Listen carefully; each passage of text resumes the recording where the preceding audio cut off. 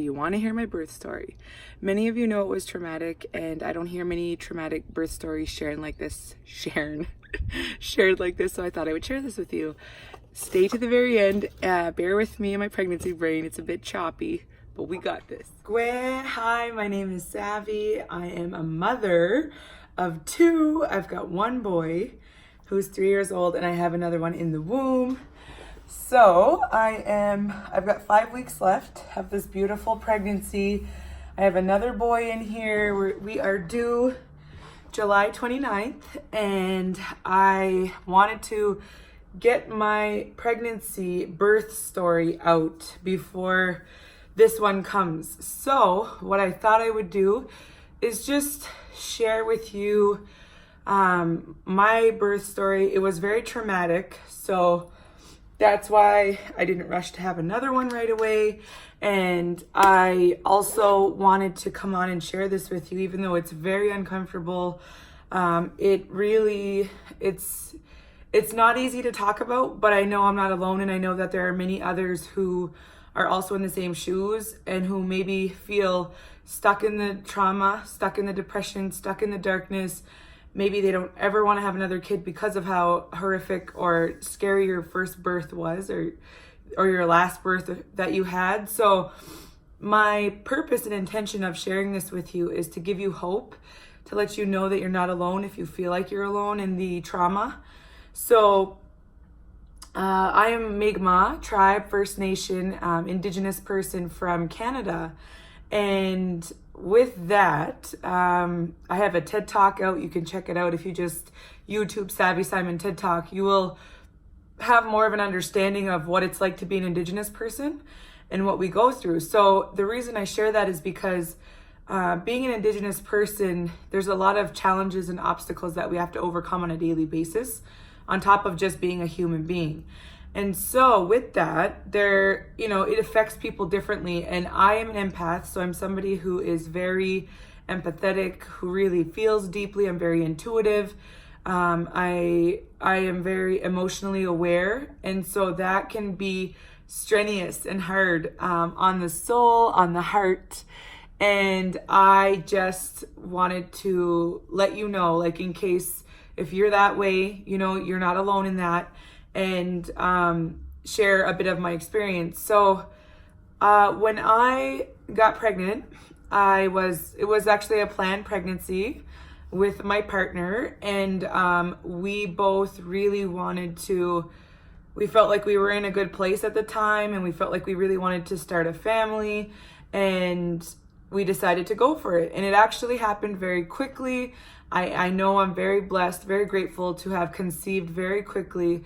I actually didn't think it was going to happen that fast, but it did.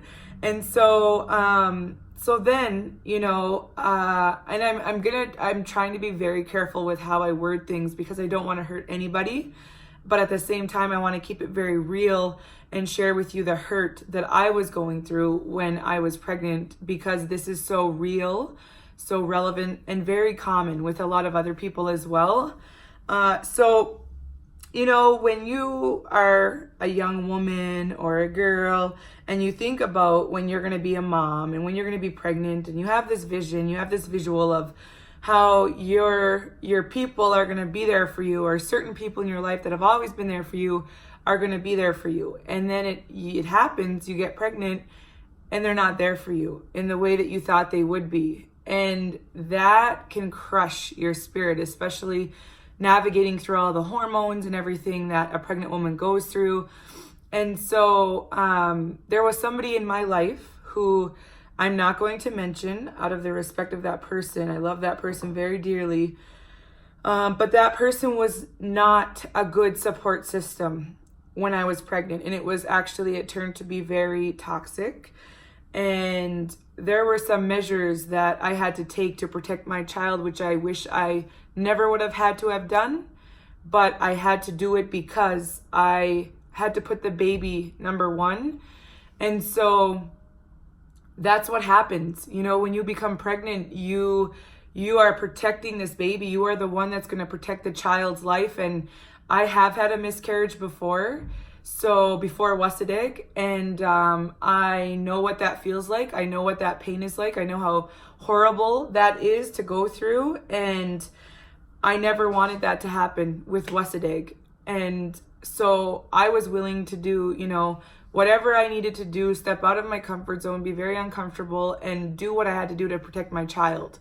So if that means, cutting off people from your life, if that means protecting yourself with the law, whatever that means. So that's what I did, and that was extremely painful and devastating. And so that was hard to go through as a pregnant mom. This was going to be my first baby. Really expected to, or I should say, I really envisioned to have certain people that have always been there in my life to be there with me, and they weren't. So that was a hard pill to swallow. And it was hard for both myself and my partner, the father of Wasadig. And so I really had to do my best to stay emotionally strong, but it was very, very challenging. And so I remember feeling so emotional. I even have a pregnancy playlist on my YouTube channel. I went week by week and I would vlog and share what I was going through. And I remember feeling very emotional. I don't even watch it back because it's too painful to watch back. But I did that because I wanted to share with other pregnant moms, like, this is what we go through. Like, the hormones are real, and you're not alone if you feel like you're going absolutely crazy. And so it was a very hard emotional pregnancy on both parents to the baby. I remember feeling like resentment and wishing that it wasn't like that and wishing it was more peaceful. There was a lot of tension, there was just a lot of pain, and I really wished it wasn't, but that's what it was. And so the birth, he was due, I believe, February 8th or something like that. And then he was like a week late and a day. And so I remember, so I had an OBGYN doctor, and I had, that I didn't feel comfortable with her. She was very aggressive with me. And I remember one time it was really uncomfortable what she was trying to make me do. And I remember feeling like I don't like her at all. Like, I don't want to continue working with her, seeing her. So I actually did request to see somebody else, which was good on my part.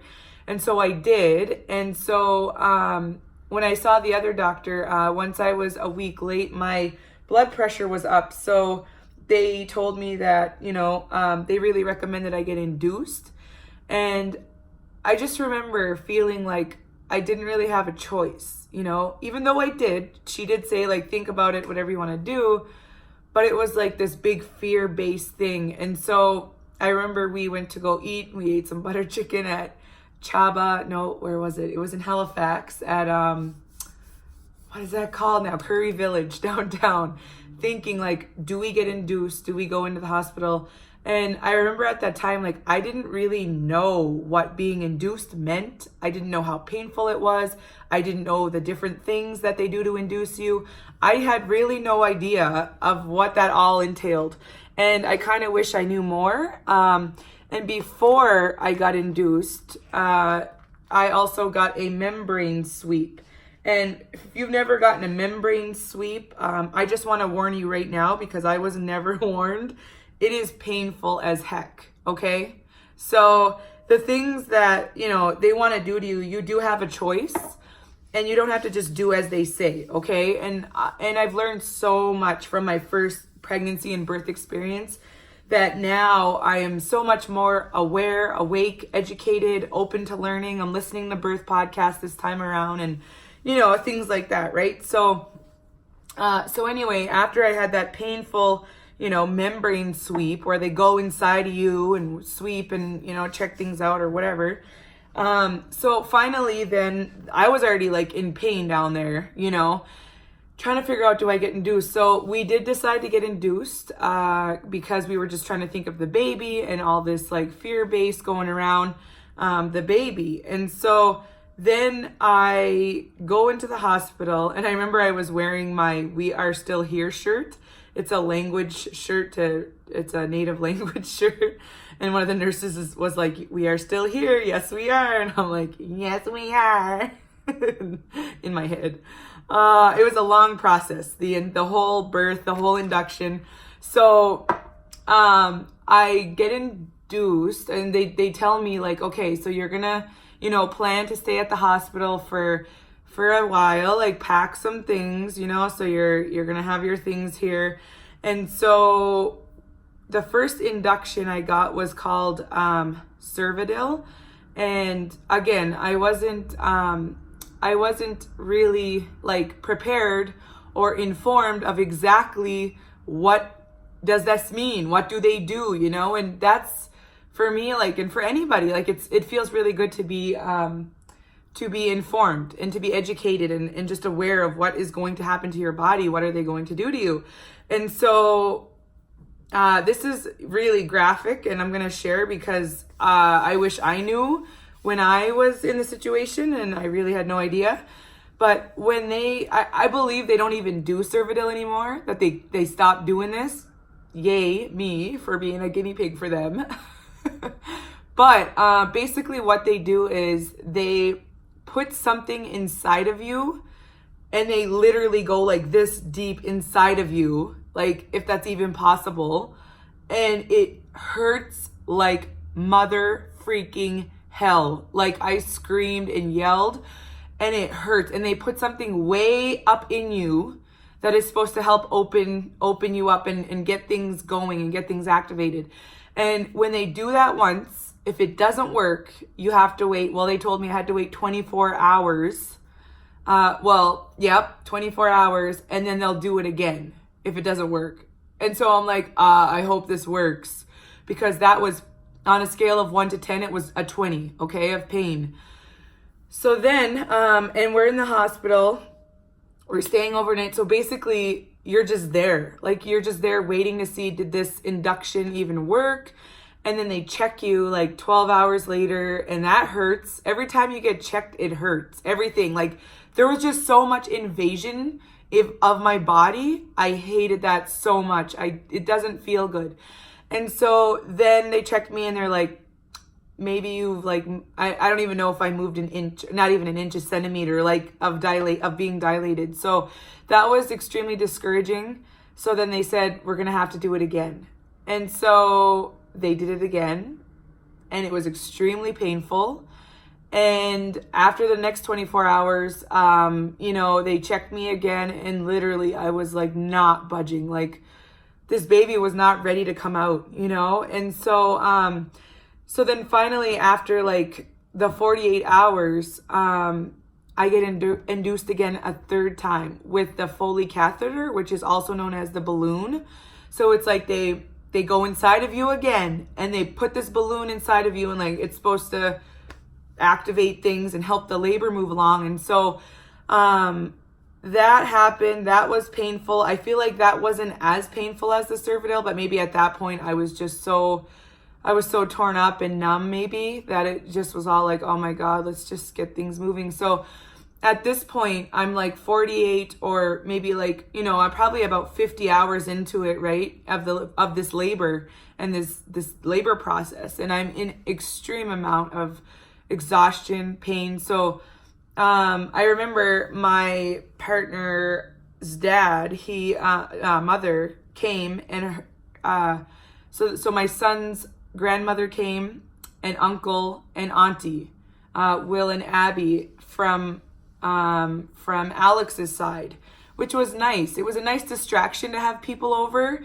playing cards or, playing games or whatnot as you're in the birthing process. So we really wanted our first one to be very intimate, but when you're going through like 3-day, 72-hour labor, yeah, it's nice to have company. So that was really good. I remember in between my inductions, I was speaking to somebody on the phone that was near and dear to my heart, that I really, once again, it was that the person I really envisioned to be there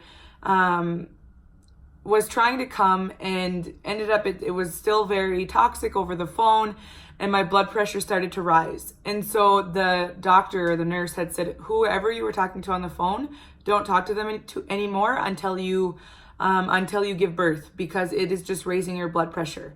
It's not healthy. So I was like, okay. So once again, it was like I had to, feel that pain, that, man, like, they could have been there, but they're not, and that's so sad. And so, so then I decided that I would, okay, at this point, I'm trying to think back here. It's so hard to think back.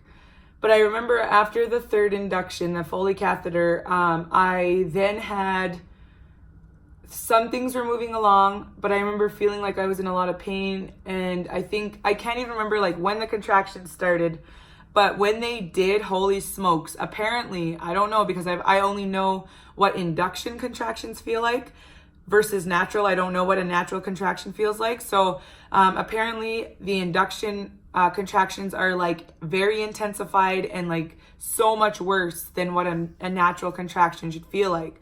And so I was experiencing that, and it was very, very, very intense, like to the point where I couldn't sleep, I remember we had some friends of ours, Denise and Bert, come bring me some Chinese food, I think it was. It was so nice of them. It was, people were calling and texting and really trying to help. And then when when the contractions really started to move heavy, I remember feeling the relief of being in the tub at the hospital. And I remember Francis came by and Lee from the Mi'kmaq Child Development Center, and they were kind of like my doulas and my supports, and they were so nice. And Francis was really helping me like get through some contractions, which was amazing. And I remember we were like tracking the contractions and seeing how much timing there was apart. And it was excruciating. And I remember walking down the hospital hall, and I was having contractions and I was in so much pain, and I was just like trying to breathe through it. And this one stranger woman walks by and says, "This is nothing yet. You ain't seen nothing yet." And I just wanted to smack her, but I didn't. So then I remember also there was this one doctor that came in, and there's so many doctors and nurses and people that come in, and they're talking to you, they're checking you, they're poking at you, they're doing all these things, and it just doesn't feel comfortable or relaxing at all. So I remember one time this doctor came in, and she came and sat on the bed, and the father of my son was right there, and I was on the bed, and she came and sat, like put her back to him, acted like he didn't even exist, didn't acknowledge his existence, did not talk to him. And here I am, like literally zoned out, zombified out. And she was just talking to me, and he was helping answer for me because I was so out of it. And she was so rude to him, and she was saying like, "I'm not talking to you, you're not her," and it was just like, whoa, like so much negativity, and for no reason, no absolute reason. This was our first time meeting her. And so I remember once again having to request to not ever have to deal with that doctor. And so it was just things like that, it felt very cold in the hospital, and very, very painful, of course, with the inductions. And then I remember finally when my contractions did start to actually kick up and really, really intensify. Maybe at this point we were like 60-ish hours into the labor. I remember I didn't want an epidural. I had this whole beautiful natural birth plan. That was out the window. Okay, this is part 2. I had to catch a flight from Regina back home in the other video. So we were planning on a natural birth. We had this beautiful birth plan all laid out on paper. Apparently the nurses were even talking about how beautiful it was. Doesn't go as planned most times. And I remember one point where I had been in a wheelchair, and I was in excruciating pain from the contractions, the induced contractions, that I was literally, I was begging them. And I remember they kept checking me to see if I was dilating, and I was dilating so slow, like my body was just not ready. So I remember like just praying to God that, because they said in order for me to go up on the other level of the hospital where I need to be to get my pain meds, which was the what's that called now, the big thing, epidural. So they said I had to be dilated to at least, I can't remember if it was like 2 or 3 centimeters or something. So I remember when she was checking me the last time, I was just thinking, oh my God, please, please, Lord, let me be at least whatever I need to be to get up on that other level so I can get out of this pain. And so finally I was like almost there or something. And I just remember my body was just going crazy with the contractions. So I remember screaming in the elevator all the way up. And I'm not a screamer, like I'm not a dramatic person. And I was screaming, yelling, could barely sit, could barely be in this wheelchair, could barely walk. Like I was just literally a wreck.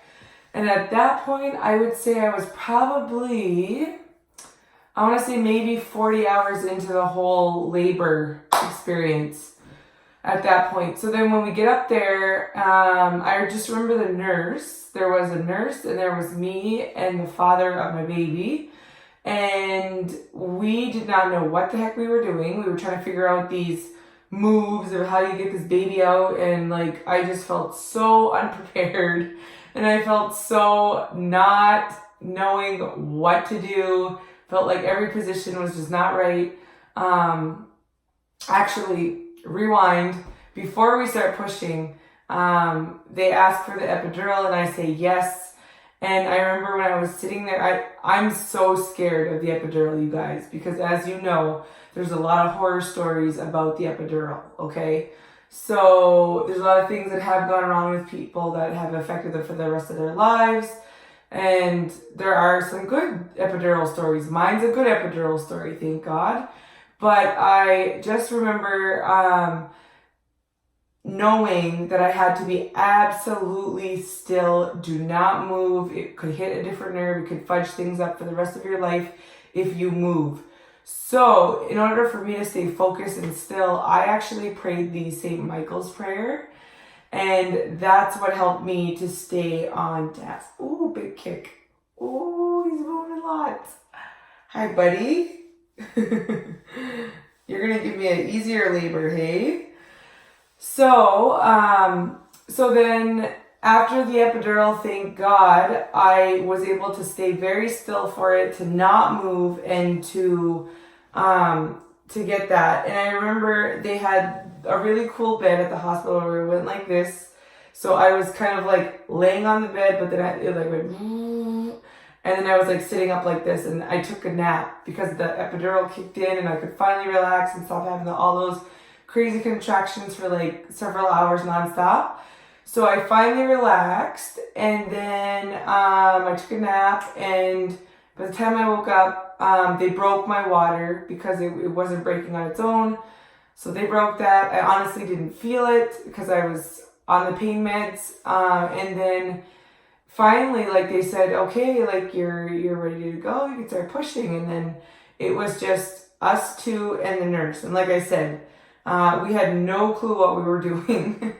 And the nurse, she was like glued to her computer, updating everything, the blood pressure, the epidural, and all the things. She was literally mostly on her computer. And I was like, what the heck? I just remember feeling so not sure what to do. Like, it was just the weirdest thing. Ooh, big movements right now. Hi, buddy. So the last time you saw me, I had 5 weeks left to go, and this time you see me, I believe I have 2 weeks left to go. So I'm due on July 29th, and by the time this comes out on YouTube, we will see how far I'm at. But as of right now, we are July the 10th. So pretty exciting. Oh my goodness, there's like 19 days left. Okay, so I gotta get this video out to you. So I just remember, I'm gonna try to sum this up really quickly. I ended up pushing for 4 hours straight, trying all these different positions. My epidural had wore off. I could totally feel the contractions again.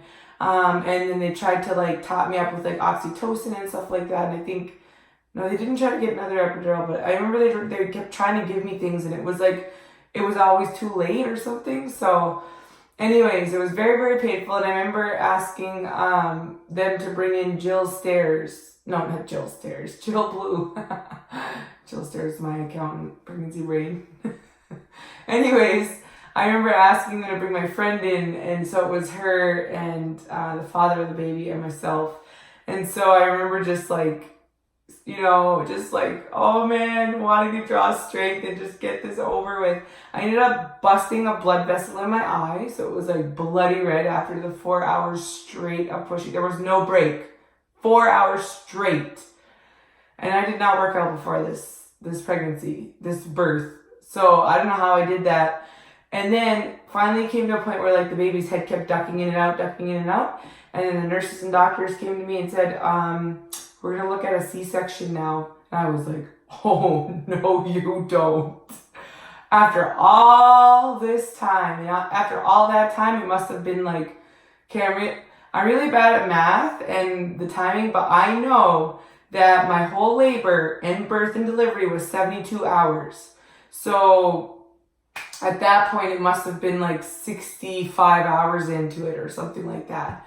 So anyways, I'm like, what else can we do? Because there's no way. Like if I was to have gotten a C-section, I might as well have done that way long ago and not have gone through everything that I had gone through at that point.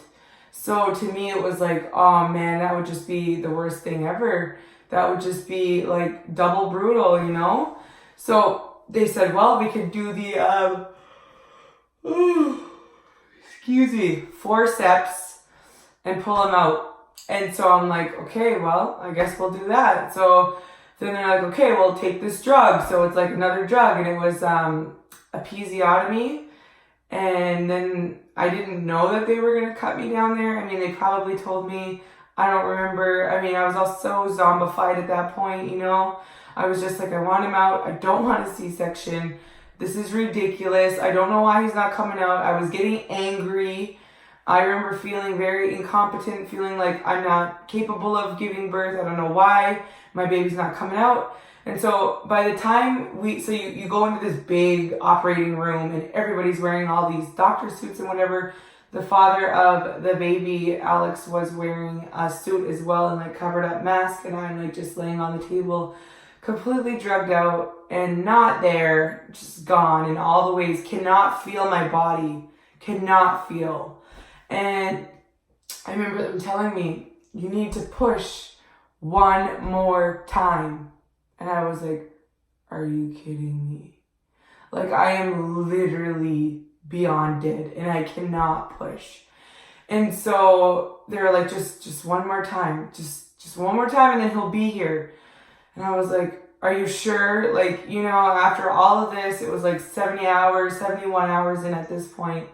I was like, are you sure? And so they were like, yes, for sure he's coming out. So they cut me down there and I didn't feel a thing because I was on all these heavy drugs.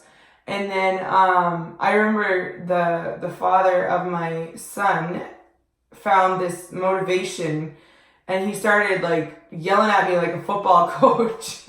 And that's exactly what I needed in that moment. He was like, he stood up, he's like, come on, you can do this. He's like, you're strong enough and like you can do this. Come on, just one last time, blah, blah, blah. I don't even remember what he was saying. I just remember the energy and I needed energy. I needed it. I was dying.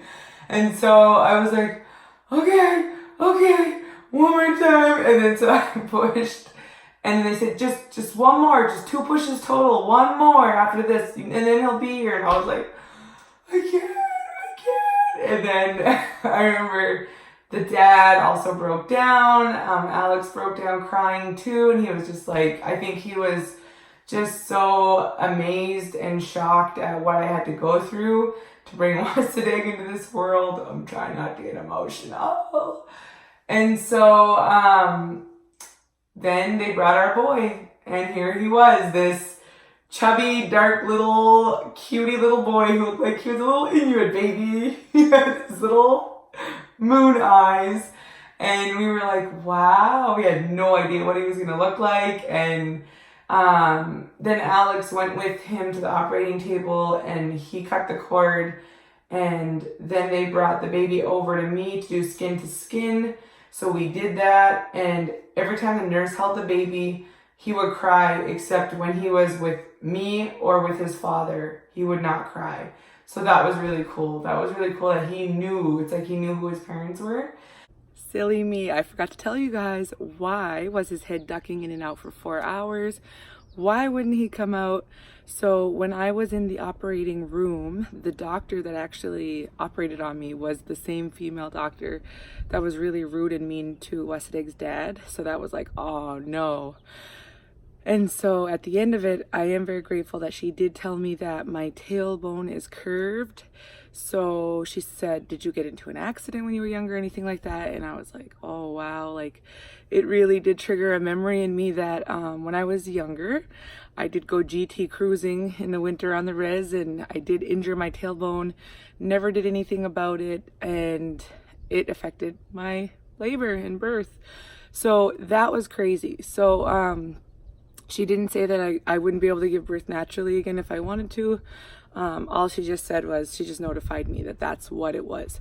So that was that. And that was, in a way, it was kind of a relief for me to know that that was what it was, because I felt really incapable, you know, of giving birth, right? And it's like, I come from, my grandmother had 19 children, 17 births, no twins, and my mother had 3 natural births, no epidurals. And so I was just thinking that that would happen for me too. Then I remember he nursed right away, which I was super grateful for. And yeah, you know, I passed out immediately after I gave birth. So I did the skin to skin, I did a bit of nursing, and then I literally like passed out for 2 hours straight. And so Wesadeg got to bond with his father. His father held him and sang to him for like 2 whole hours. They were just looking at each other's eyes, and they had their good bonding. And his father did sing to him a lot in the womb. So I feel like that was their good connection, that Wesadeg probably remembered hearing that voice, and it was like comfort to him, right? And so there's so much more I could share. Like, basically that night, I remember Wesadeg, he just this little ball of cuteness, and I was laying in the hospital bed, and I remember not knowing, is he gonna sleep in this blank square thing in the room, like this cube thing, or like how's he gonna sleep, how's this gonna go down?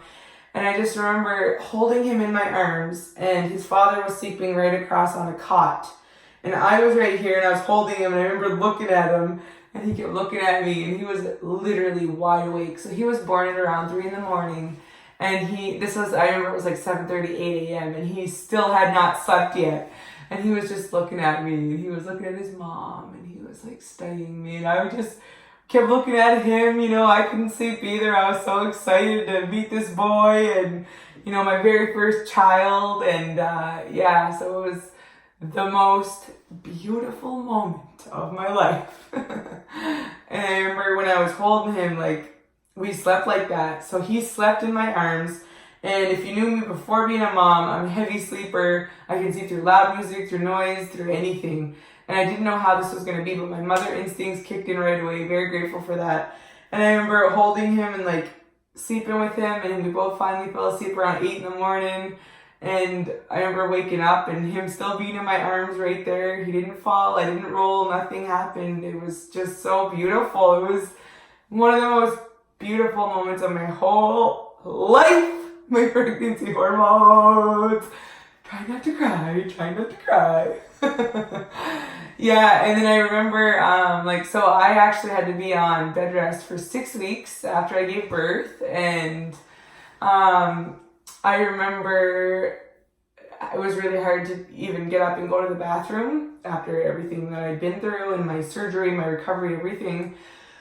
And I remember one time, after you give birth, like, you don't really have control over how much you tinkle or how it's gonna go down there. It takes time to repair all that stuff, right? So I remember there was one moment of like comic relief where I had stood up, and I can't remember what happened now, but there was something funny that happened. I can't believe if it was like, I think I was laughing at Wesadeg's dad because it was his first time ever changing a diaper. And, you know, me, like, I'm a big sis, and I've, like, changed many diapers, and I didn't tell him what to do or how to do it. I just said, you know, can you change his diaper or whatever? And he changed his diaper, and I think he used, like, 10 wipes. And I just started laughing, and I don't know, I thought it was cute or something.